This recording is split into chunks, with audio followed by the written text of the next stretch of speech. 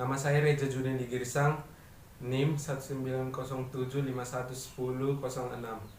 Di sini saya akan menjelaskan mengenai efektivitas kebijaksanaan fiskal dan moneter, keseimbangan pasar barang dan pasar uang. Keseimbangan pendapatan atau Y dan tingkat bunga R haruslah memenuhi pula adanya keseimbangan baik dalam pasar uang atau MS sama dengan MD dan pasar barang atau S tambah T sama dengan I tambah G. Hal ini dapat pula ditunjukkan dengan titik perpotongan antara kurva IS dengan LM. Selanjutnya kurva keseimbangan pasar barang dan pasar uang.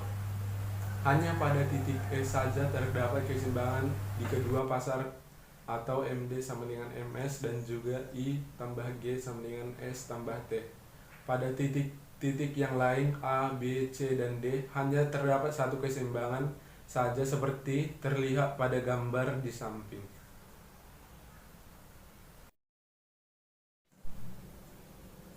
Efektivitas kebijaksanaan moneter dan fiskal. Efektivitas kebijaksanaan moneter dan fiskal diukur dengan besarnya kenaikan pendapatan sebagai akibat kebijaksanaan tersebut. Makin besar kenaikan pendapatan sebagai akibat, misalnya kenaikan sejumlah tertentu uang, berarti kebijaksanaan moneter akan semakin efektif. Kebijaksanaan moneter. Efektivitas kebijaksanaan moneter pada dasarnya ditentukan oleh A. lereng dan kurva IS, yakni elastisitas pengeluaran investasi terhadap tingkat bunga, yaitu makin datar kurva IS atau makin elastis pengeluaran investasi terhadap tingkat bunga, kebijaksanaan moneter makin efektif. Sekarang kita melihat kurva.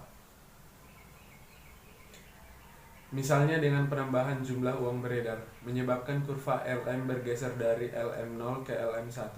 Efeknya terhadap Y tergantung dari lereng kurva IS. Untuk IS datar, Y naik dari Y0 ke Y2, sedangkan untuk IS tegak, kenaikan Y lebih kecil dari Y0 ke Y1. Jelas terlihat bahwa makin datar kurva IS, kebijaksanaan moneter makin efektif. Kita lanjut penentuan kebijaksanaan moneter yang B.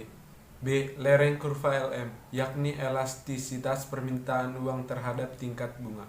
Makin datar kurva LM atau makin elastis permintaan uang terhadap tingkat bunga, kebijaksanaan moneter makin tidak efektif.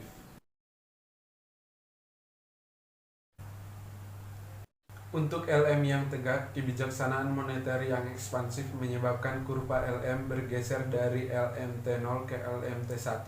Sedangkan untuk LM datar, kurvanya bergeser dari LMD0 ke LMD1. Dengan demikian, pergeseran kedua potong kurva LM, yaitu yang tegak dan datar, sama besar. Kalau dilihat dari efek pergeseran ini terhadap Y, perubahan Y yang ditimbulkan tidak sama. Untuk LM yang datar, efeknya terhadap Y lebih kecil dibandingkan dengan LM yang tegak, atau Y0 menuju Y1 lebih kecil dari Y0 menuju Y2. Dengan demikian, makin datar LM, kebijaksanaan moneter makin tidak efektif. Yang selanjutnya yaitu kebijaksanaan fiskal.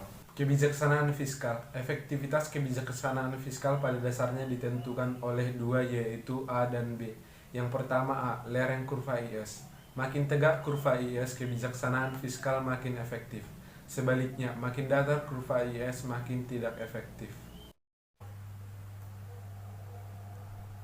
Dari gambar yang ini dapat dilihat bahwa kebijaksanaan fiskal akan makin efektif apabila kurva IS makin tegak.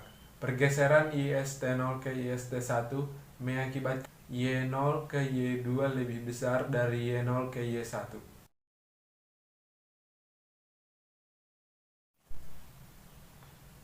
B. Lereng kurva LM. Makin datar kurva LM, kebijaksanaan fiskal akan makin efektif. Sebaliknya, makin tegak kurva LM makin tidak efektif. Untuk LM tegak atau LMT, efek kebijaksanaan fiskal lebih kecil dibandingkan dengan LM datar atau LMD, yakni kenaikan Y0 ke Y1 lebih kecil daripada Y0 ke Y2. Terima kasih.